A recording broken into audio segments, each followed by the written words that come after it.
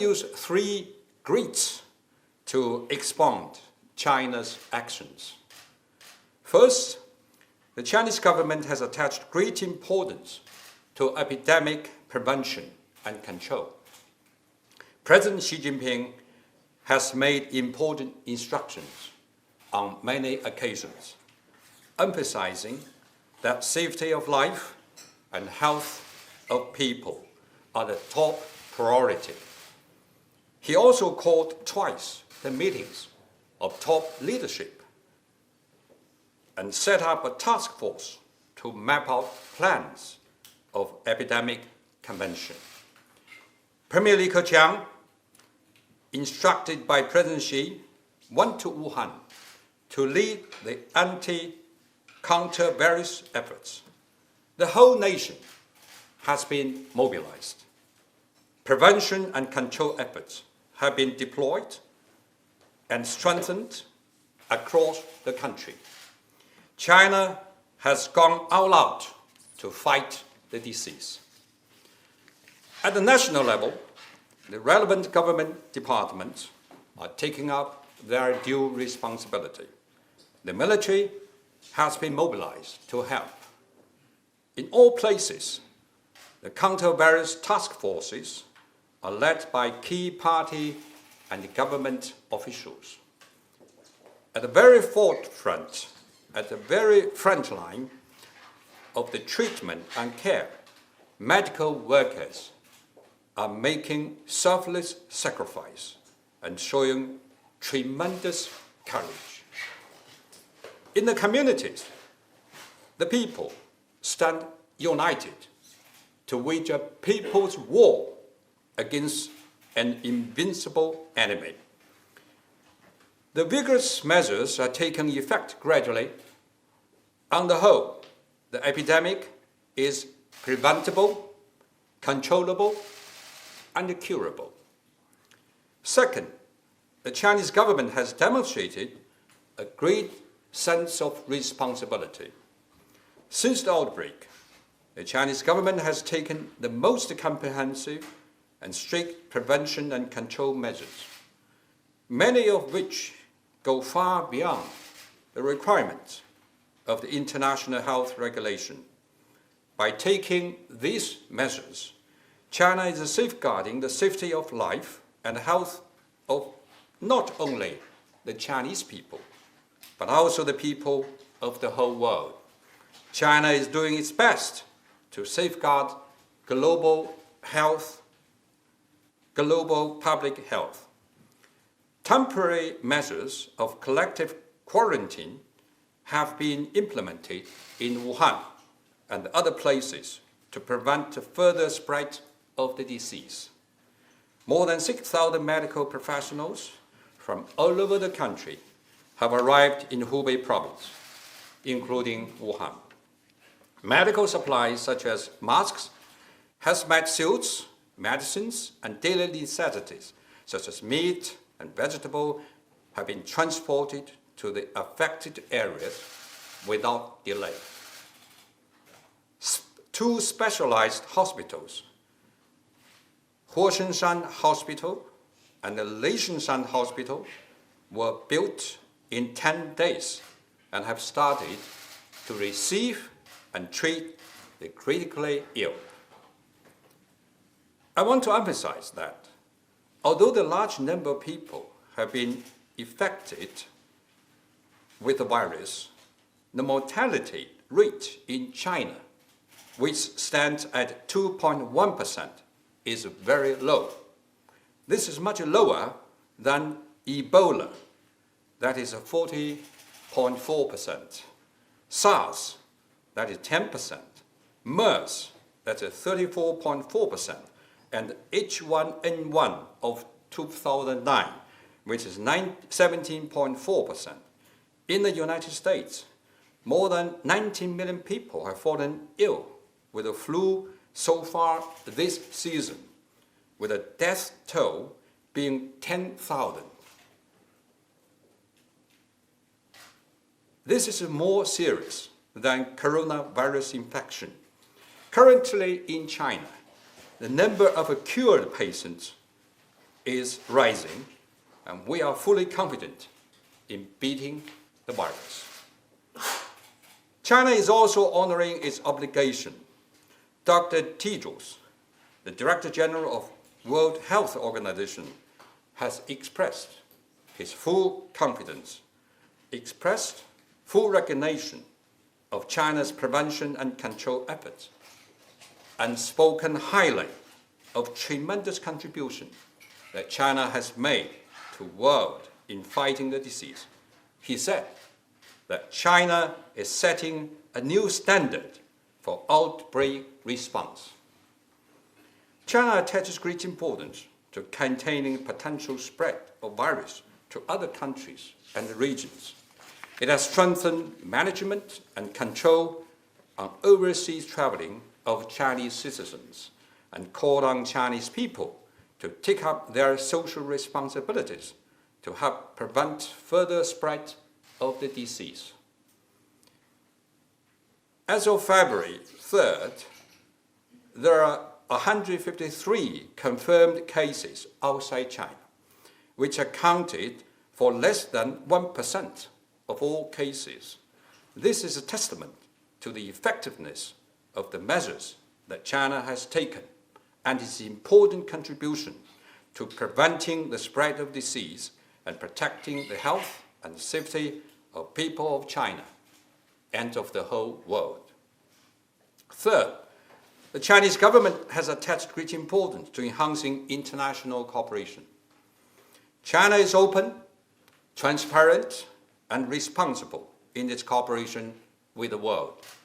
First, China has shared with WHO and the relevant countries and regions of Hong Kong, Macau, and Taiwan the information about epidemic, including genetic sequence of the virus.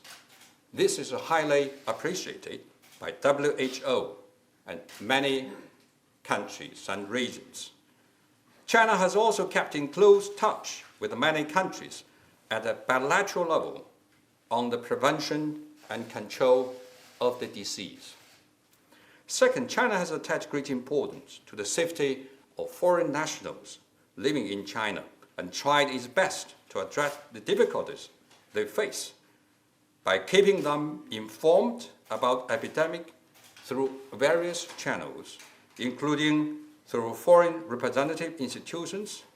As of February 2nd, 16 foreign nationals in China have been tested positive of the disease, of which 2 have been cured and 14 are under quarantine and treatment and are all in stable condition. China has also offered some countries, including the UK, assistance in evacuation of their nationals. Third, China is enhancing cooperation with the international community on research and development of vaccine. We're working together to safeguard the safety of public health around the world. In face of the epidemic, people have shown great love to each other. Government officials and people from all walks of life in many countries have expressed their sympathy, trust, and support for China. Many governments and international organizations have donated supplies for epidemic prevention and control. Here in the UK, in addition to UK government assistance, the business community, the Chinese associations, the Chinese students have donated money and supplies through various channels. A few days ago, right here at the Chinese Embassy, a donation ceremony was held, attended by more than 20 Chinese community and student associations in the UK. We've been deeply moved and greatly encouraged. We would like to express our heartfelt thanks to all those in the UK who have shown their love, their support, and their kindness.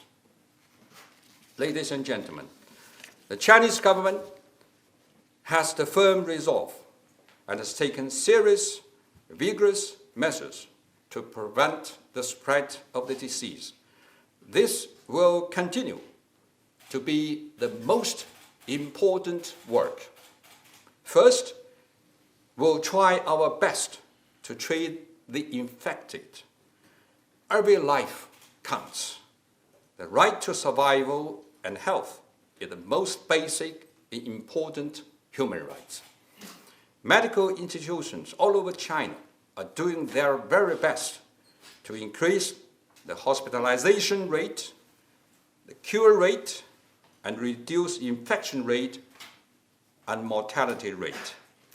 Second, we'll strengthen the epidemic prevention and control efforts in key areas. By key areas, we mean Hubei province, especially Wuhan city. Prevention and control measures are being improved and strengthened in this province and city. Patients are diagnosed, reported, isolated, and treated at the most timely manner. Monitoring of the epidemic development is strengthened.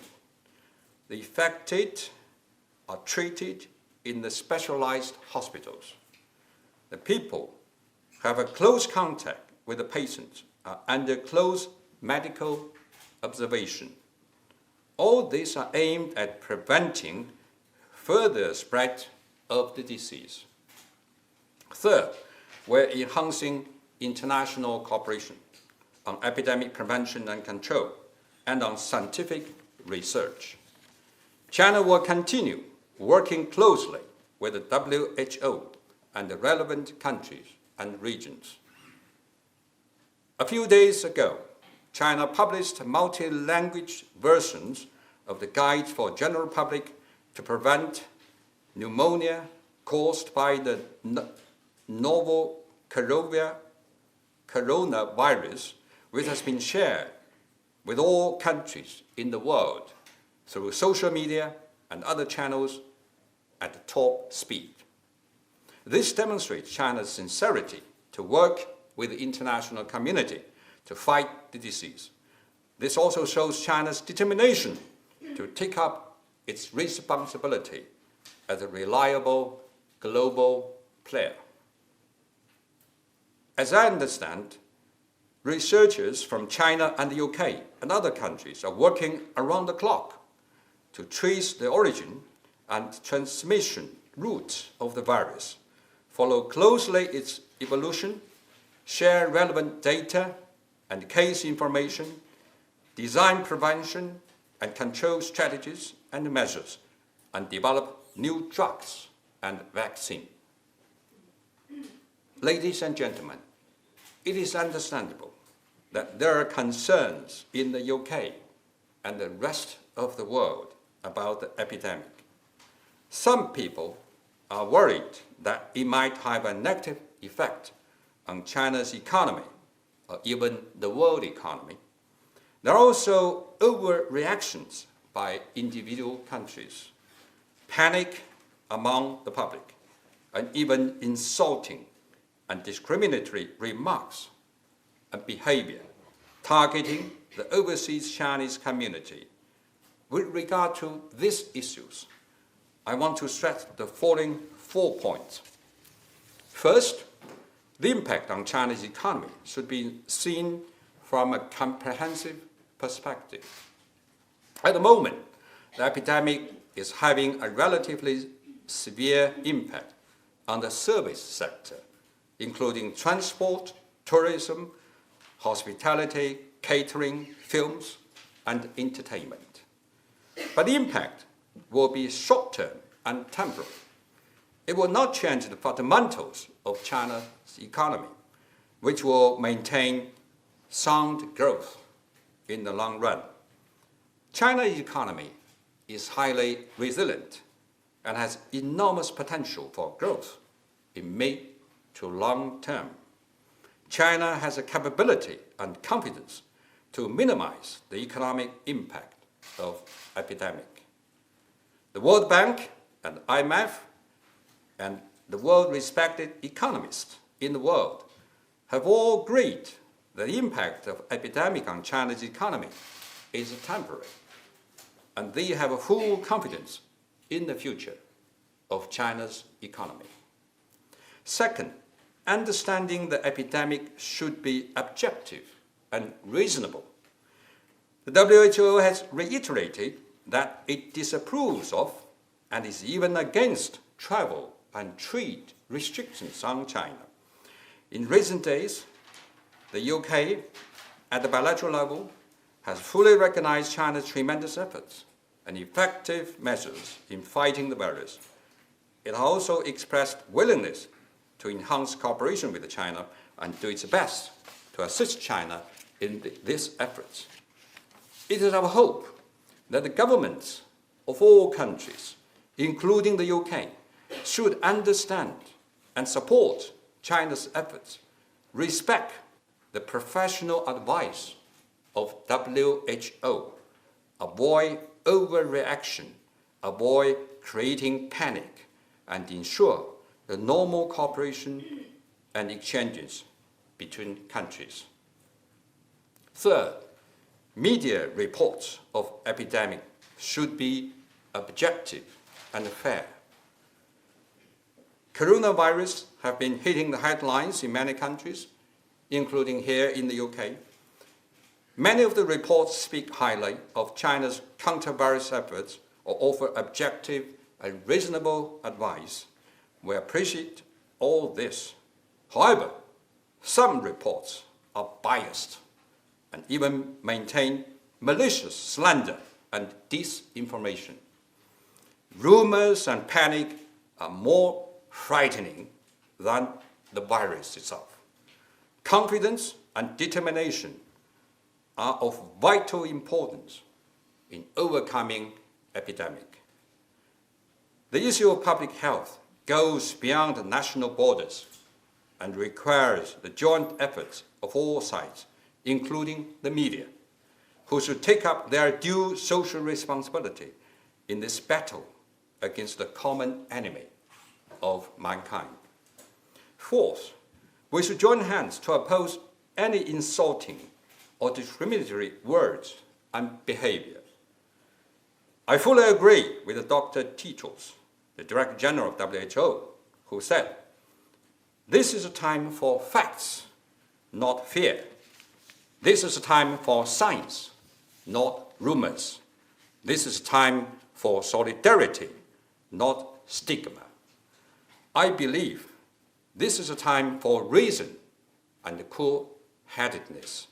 This is a time for scientific approach and reasonable response. It is my hope that people from all quarters of society will stand up against this challenge and pull together. Ladies and gentlemen, a Chinese saying goes, "One people of one mind, they can move mountain tide." Mountain tide is one of the highest, biggest mountain in China. So if we are of one mind, we can move this mountain. I'm confident that under the strong leadership of the Communist Party of China, and with the strength of a socialism with the Chinese characteristics, and the solidarity and the perseverance of the Chinese people, and with the broad support from the international community, we will beat the virus. Every time when I host a press conference, I would like to play a video clip. Today, I want to share a heartwarming clip showing how British friends, old and young, are standing with us to meet the challenges.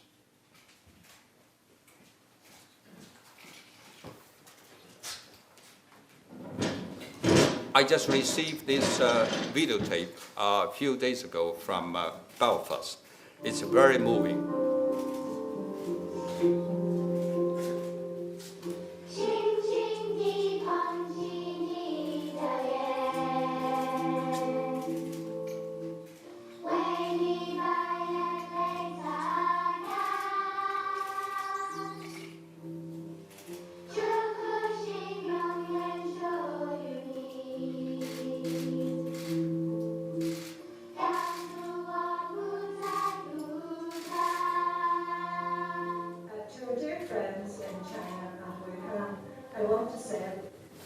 send really very best wishes to you all as you deal with this emergency. Our thoughts and prayers are with the people and the families affected by the virus, and by all of you who are working around the clock to ensure that they get the treatment that they need and that the infection is stopped from spreading any further. We stand in solidarity with you. I told my colleagues in China, I know that this is a particularly hard time. It's heartbreaking when the news is coming to us about the difficulties that you're currently facing. But you're a strong nation, you're a committed nation. You will get through this. The people in Korea, the people in Northern Ireland are behind you 100%. We believe in you, and we know that your doctors will be on top of this, and the pertinent advice given will be taken. Keep strong, we're behind you. We would like to wish everyone in China a speedy recovery from the terrible virus that they're suffering from at the minute. We hope you all get better very soon and are back to your wonderful selves. Good luck and get well soon. Hi, my name is Monique. I just want to say a few words, to you, to all the people in China. They have this horrible time now. We are still with you. We think about you. You have to be strong. You have to go, through that horrible time all together. Don't give up. They will be with you, and you will be all okay. Don't worry. We're still really with you. O Zhonghua. We in Northern Ireland send our best wishes to the people of China as they fight the coronavirus. We hope that they get better soon and that they will be able to take their place in the world again as the great country that they are. Best wishes from Northern Ireland. 中国加油，我们加油。中国加油 ，Cheer up China！ 湖北加油，我们加油！湖北加油，武汉加油！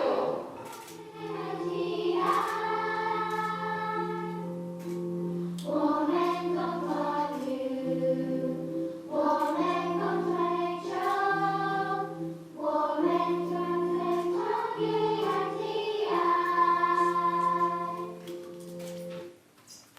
Thank you for watching. Isn't moving and touching. Now I'm ready to take your questions. Yes, Nabil.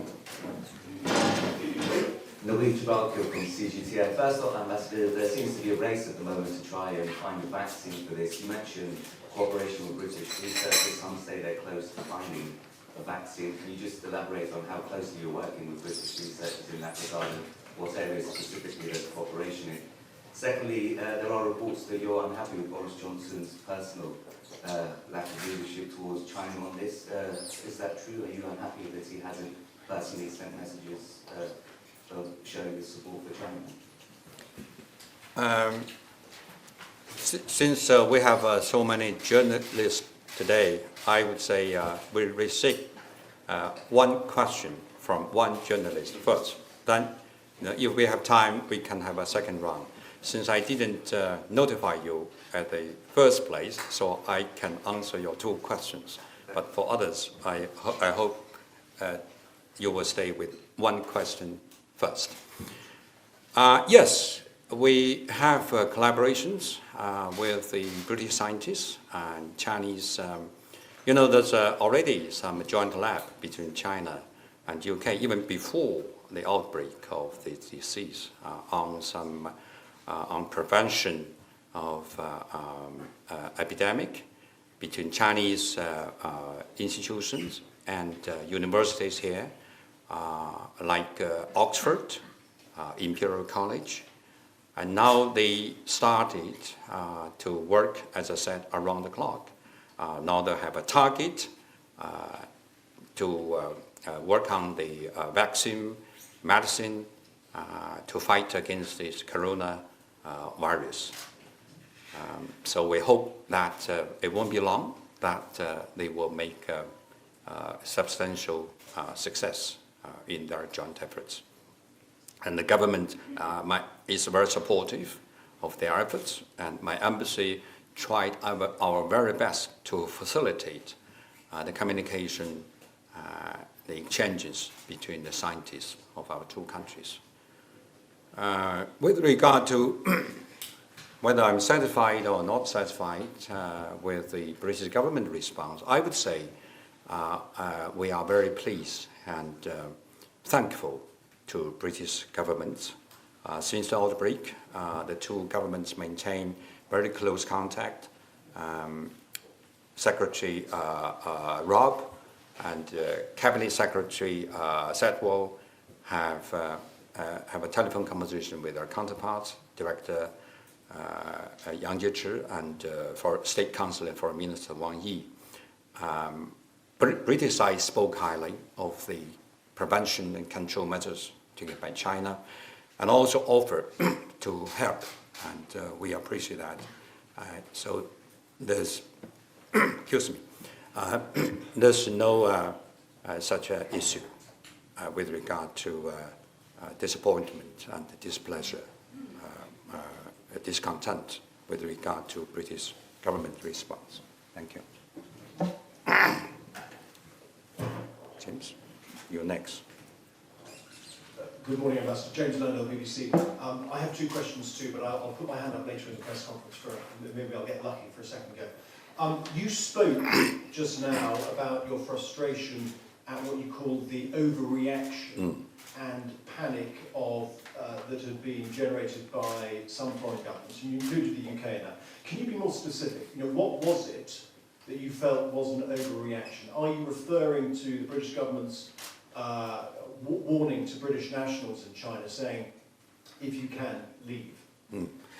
I noticed, yes, you know, as I said, the channel of communication between China and UK on government level is very open, not only on the top level, but also on the working level. I have a very good communication with my counterpart in Foreign Office, including acting under Permanent Secretary, Director Generals, and my deputies and my councillors also maintain daily, almost daily contact with their counterpart. In our conversation, we expressed our position that the measures taken by China are effective, and there should be no panic, there should be no overreaction. We advise the British side to take the professional advice of WHO. And British side also agree with us. They said they will follow of course, they spoke highly of our efforts. They recognize the effectiveness of the measures taken by China. They also tell us they will follow WHO's advice. Seems to me the facts are not entirely square. The words does not match with the deeds. So I noticed, probably you also noticed, that Director General has spoken publicly his reservation or maybe his criticism of British government's latest advice to ask all people to leave China. He do not think this is helpful. He does not think this so-called, the word he used, the blanket approach towards the epidemic in China. Because there's a quarantine city and province, but not the whole China is outbreak area. So I think the life is still normal in most part of China. And so I do say again, in private, in public, that I hope the British government and the British public should take objective, cool-headed view of what is going on in China. And I do hope that they should regard it first as a threat to the whole world. So that calls for the international effort. We should support each other rather than to weaken the other's efforts. So that is my advice. So you reserve your second question for the second I round. thought I'd be generous. I'll wait until later. Yeah, that's good. Yeah, please, I promise you. Yeah. Thank you. Simon Viger, 5 News. Mr. Ambassador, you Well, say- what news? 5 News. 5 News. Mr. Ambassador, you say you're very pleased with the British cooperation, that there's close contact, and yet you accuse them of overreacting. With I'm not regards to- accusing. I'm not accusing. I'm just calling. I would like to see, their words will meet their actions. Well, given that close contact which you spoke about, how surprised were you when that advice was given to British nationals in China? We don't think there should be such a panic. We've been given notice before they make a formal announcement. So that's why we keep close contact. And we advise them. We don't think it is a good idea. We believe that the epidemic is controllable, preventable, and curable. And so we ask British side to take objective, cool-headed approach, and also to ensure the normal exchanges and cooperation between the two sides. That should not be interrupted. Thank you. Yeah, please. Yeah, I should ask. Yeah, you. Then the two ladies. I'm sorry, ladies should first. Thank you, Ambassador. Paul Brand from ITV News. Are you concerned that if there are further cases confirmed in the UK, it will discredit everything you've just said about China's ability to contain this virus? I can't rule out that there will be new cases because this is really something we do not know well. That's why there's intensive efforts by scientists from all countries, especially between China and UK, to work together, try to find a cure, medicine, a vaccine. But so far, I give one example why we said it's curable and controllable. And so far, the cured cases is double the death cases. And also the cured cases still increasing. Just as and the whole country is mobilized, just as the President Xi said, we are racing with the time. We will try our best to get ahead of the spread, the further spread of the disease. So I think we are confident since there are about 1,200, almost 1,150 or something like that, cured cases. Of course, I know the death toll now is 562, but you compare the two. So we have more cured cases than the death cases. Thank you. Yes, Deborah. Thank you. Deborah Haynes from Sky News. There's been reports of an increase in hate crimes against Chinese students, Chinese citizens in the UK, including at universities, ever since the outbreak of this virus. What's your reaction to that? What do you think of that? I would say, in general, the public is very supportive, sympathetic with China. As we showed the video clip, it's from primary school. I receive it from this primary school, showing their solidarity with China. So I think the general public is very supportive. We appreciate that. There are some cases of hatred, discrimination against Chinese nationals. First, we have raised this issue with the British government, with the police. We also issued advice, warning advice to Chinese citizens, either living here or traveling to this country, about this incident, so that they can be well protected. And also, we give contact information. In case, if there's such a cases occur, they should first report to the police and get in contact with the embassy. Will provide their consular protection. We did receive some reports from campus of universities And even in some middle school and primary school, I think there's many reasons for it.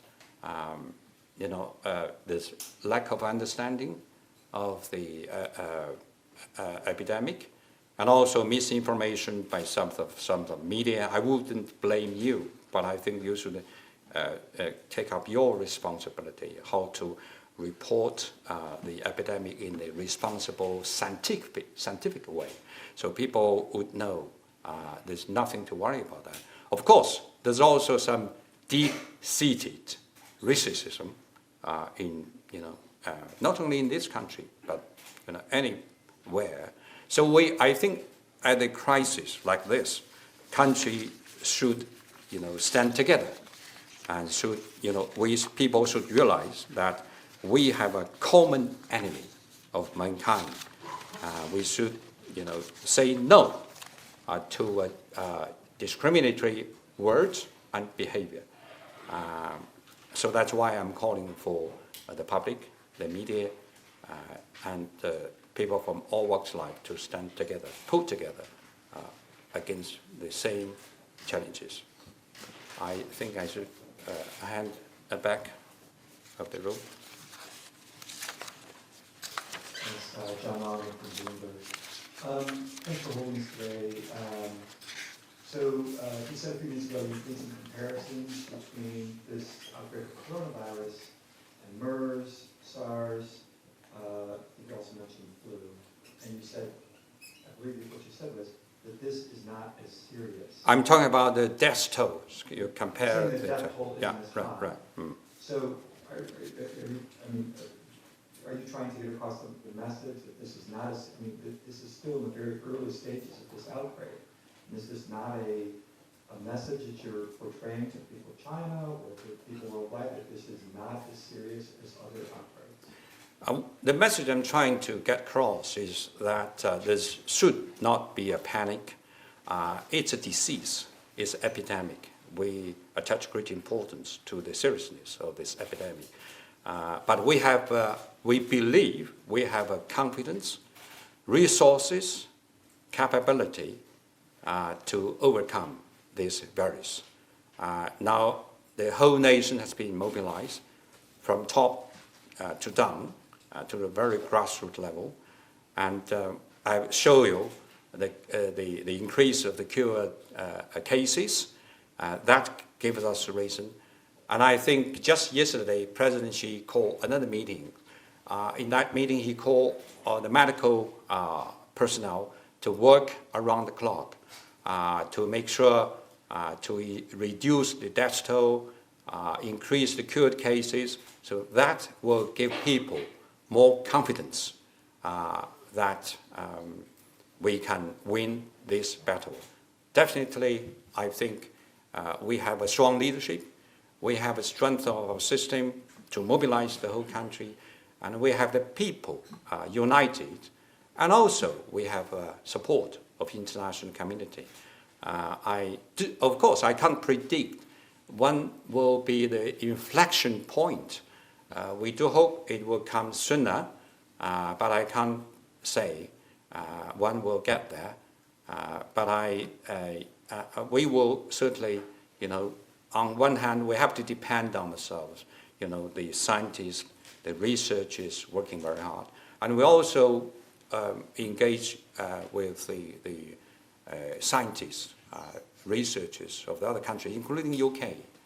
UK has offered generous support, and UK is the leader in this epidemic prevention. So I'm pleased that we have the resources, we have the foundation, the scientists of two countries started to work together long before the outbreak of this disease. So I do hope people should not be panic about it. Yes, please. Victoria McDonald from Channel 4 News. Can I just clarify something? Have you formally or informally approached the Foreign Office at any point over the past few days to ask them to review their request to British nationals to get out of China as soon as they can? Yes, we did tell them overreaction is not helpful. We asked them to take advice of WHO to make a reasonable response. Do not overreact. Thank you. Yeah, back there, then you. Yeah, please. Yeah, lady. Thank you very much. Emma Graham Harrison from The Guardian. I just wanted to ask about the situation in Hubei and Wuhan in particular. You said that obviously no one knows when the inflection point will be. It's already been nearly 2 weeks now of quarantine of the city. There's obviously a lot of people there who aren't able to go to work, who aren't able to get money. Is this quarantine indefinite? And is the Chinese government planning measures to support people who are inevitably going to run out of money? And the other reports that we're hearing from Wuhan about that infection point, there's a lot of people who are saying that they are not able to get testing kits, that they have relatives who are showing all the symptoms, that the hospitals are so overwhelmed, obviously it is a crisis as you said, that they are just not able to get tested. How confident are you that you are picking up all of the cases or even the majority of the cases? Definitely the quarantine cannot be permanent. But currently it's still necessary. As I said, the government has gone all out to take actions. And also, it's a comprehensive approach. So that's why I'm saying the whole nation has been mobilized, not only medical staff. Medical staff are on the very front line of giving treatment to the critically ill and the people who need med care, but also, the logistic department, transportation department. I think this every day. I think The Guardian, you have a journalist based in. Do you have a journalist based in Beijing? Yeah, the journalist in Beijing, not in Wuhan. Seems to me he's not doing a very good job. This is not critical of his reporting. The department concerned give daily briefing these days. I even follow what is going on closely, but of course my focus to engage with the British government to coordinate other efforts. The transportation, Minister of Transportation, Minister of Custom, the Custom Inspector General, and the Minister of Industry give all the briefings about the supply, as I said, supply of basic needs, food, vegetables, and I think there shouldn't be a panic with regard to this. And people, I can't say enjoy normal life, but their daily necessities are guaranteed. And the President and Premier, both of them put emphasis that as I said, the safety of health, safety of life and health are top priority of the government. So this not only referring to the people who are ill, but also to the people who are not infected. So we have to make sure that they are insured with the daily necessities. Of course, it will take some time. The quarantine effort has been showed effectiveness to prevent a further spread of this disease. It's necessary. It has been spoken highly, this message by WHO. You talk about some complaints, and I think it's understandable.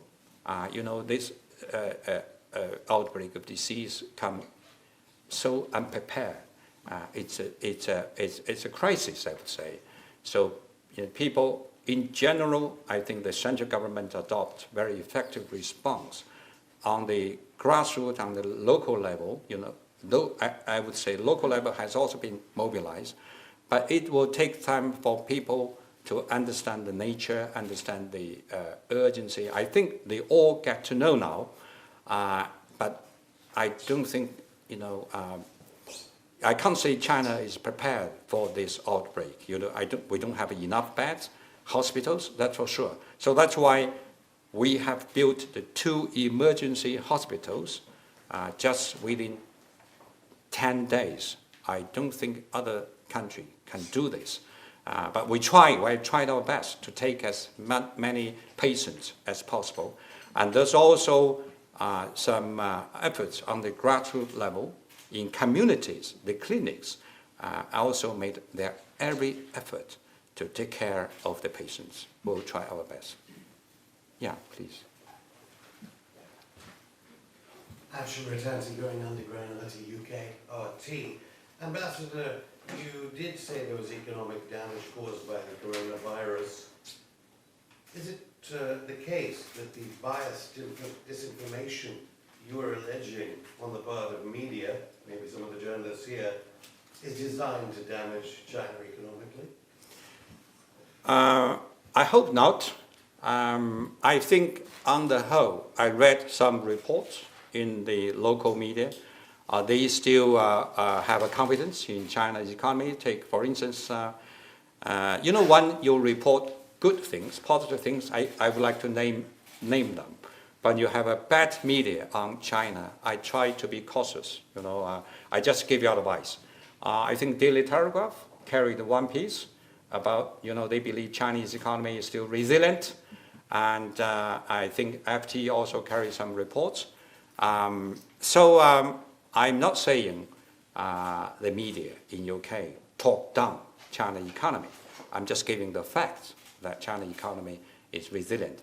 I hope you will also take objective, reasonable approach when report on China. Thank you. Jim, wait for a moment for the second round. People haven't had their first round yet. Yeah, please. Thank you. Clive Cookson from the FT. Mr. Ambassador, how many reports have you had of Chinese citizens in this country who are stuck here, people who may have come as tourists, may have come for the Lunar Festival, not be able to get home because of transport difficulties, may have come for business trips? Is that a significant number? And how are you helping them if it is a significant number? How are you looking after them, make sure they have money, accommodation, etc.? We are trying our best to help them. We even, some of people from Wuhan and Hubei got stranded, and the government tried to get the charter flights to take them home. And we are here also trying to get in touch with the people from Wuhan and from Hubei Sea to see if they have difficulties and if they have a request to get home but faced with the difficulties. But many of them told us they would like to stay. They are still have a business. They haven't finished their work here.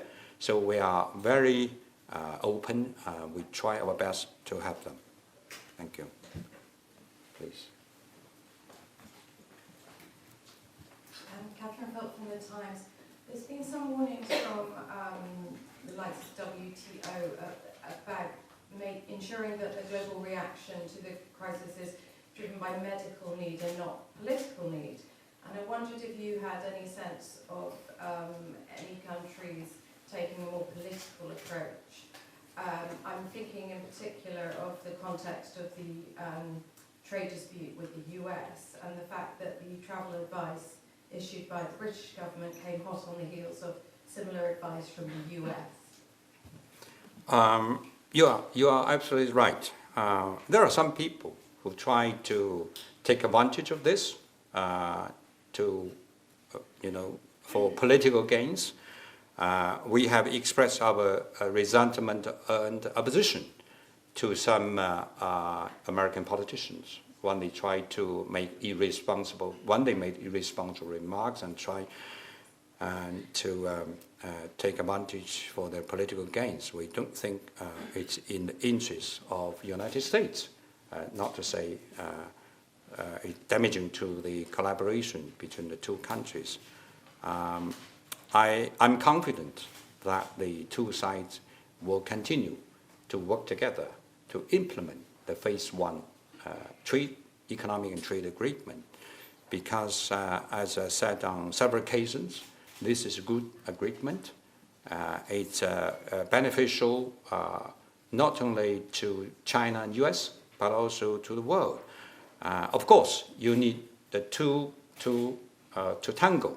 So we are committed to implement this agreement, and I hope the other side will do the same. Thank you. Yeah, one hand here. Thank you, Ambassador Ben Kentish, LBC. It's been reported this morning, Ambassador, that you had some concerns about Boris Johnson's failure to engage with the Chinese government directly on this issue. So I wonder if you could say a little bit more about that. And secondly, what are you hearing about the advice that was given to British citizens to leave China?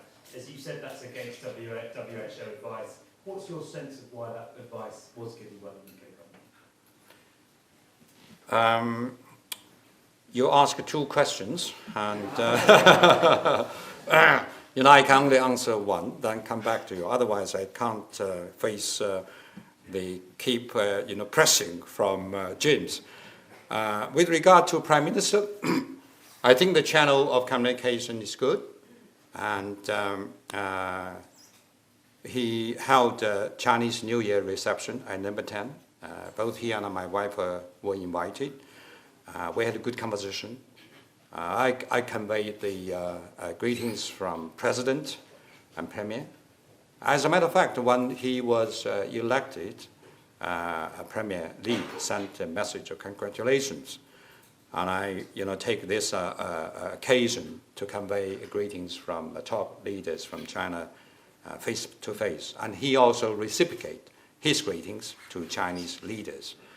And he told me he is still committed to the golden era of China-UK relations. So it's a very affirmative commitment. I think the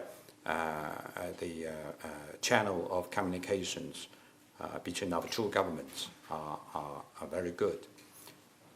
So as for your second question is not that difficult to answer. I think you have to ask the Foreign Office or maybe Foreign Secretary himself what is the reason for him to give this advice. I can't read their mind. I can only say my advice is do not overreact. Thank you.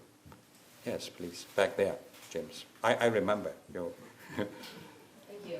Sophia Yan with the Daily Telegraph.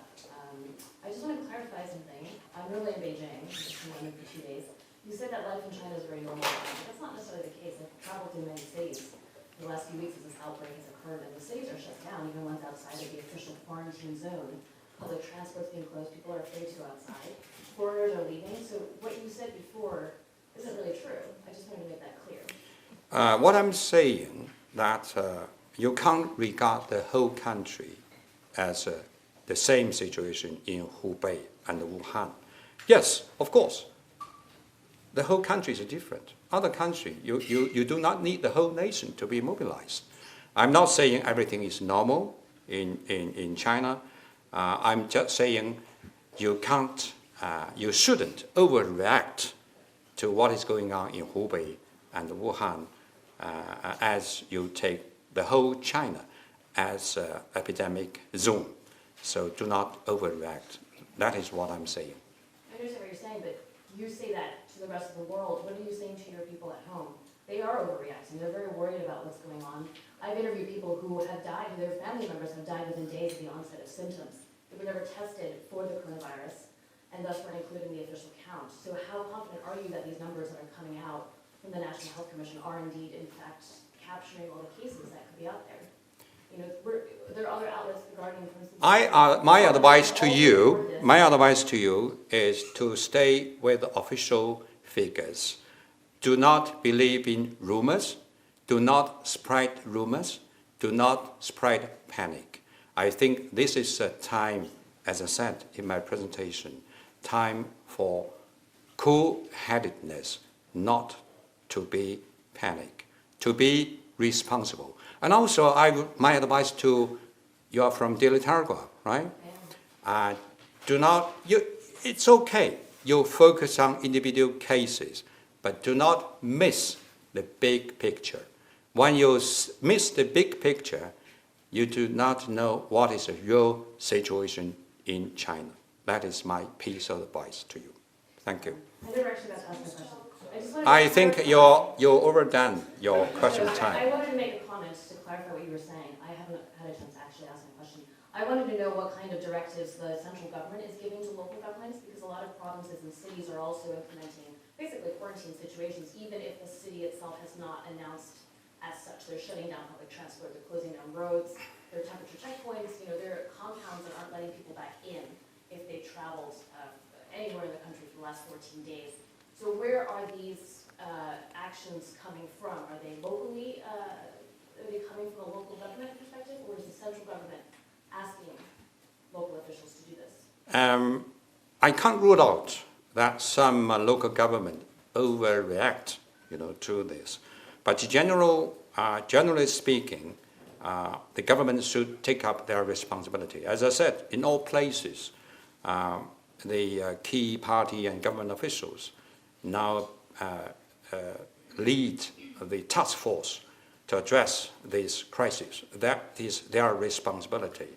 And the instructions from the central government is very clear. I think President called twice the top leadership meeting, that is the standing committee of the political bureau. It's very rare, in China's history to have twice meetings at such a short period of time. And he called another meeting yesterday. That is direction, that is a directives from the central government. I hope you will read them word for word, sentence for sentence. That's clear, that's a period, that's instructions from central government. We ask the local government to follow the central government instructions. And of course, if the local government fail to implement their duties, including officials, they will be, be accountable for their misconduct. That's for sure. We just run out of time, and since I promised you, Jim, for your second question, you have the final question. Thank you very much, Lead Ambassador. Some people have said that this crisis has shown both the strength and weakness of the Chinese one-party state. On the one hand, the astonishing mobilization of resources in a very short space of time, the 2 emergency hospitals that you referred to. But equally, the Chinese Politburo Standing Committee has referred explicitly to the shortcomings and deficiencies of the initial response. In other words, the lack of transparency, the blame culture, the desire to close it down rather than actually get to grips with this virus very, very quickly. So how do you respond to that challenge? How much does this crisis challenge the political model of the Chinese state? First, I should correct you. China is not a one-party state. We call China is a country led by the Communist Party, but we have 8 democratic parties working together. So I recommend you to read some basics of China's political system. And they are also very active. You know what I mean? They are also very active. They are very active.